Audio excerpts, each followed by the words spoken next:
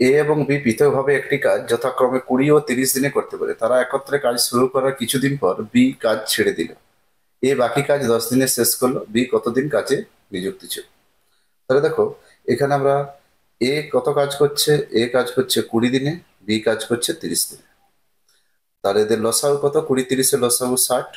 তাহলে 20 3-এ 60, 30 2-গুণে 60।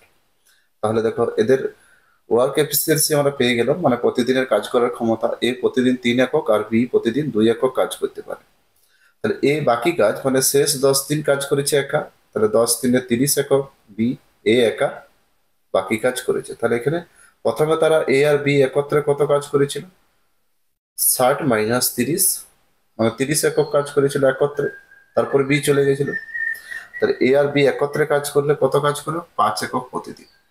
তাহলে এই যে 30 একক কাজ করতে এ আর বি প্রথমে কত সময় নিয়েছিল? 6 দিন। অতএব 6 দিন বি কাজে নিযুক্ত ছিল এর সাথে।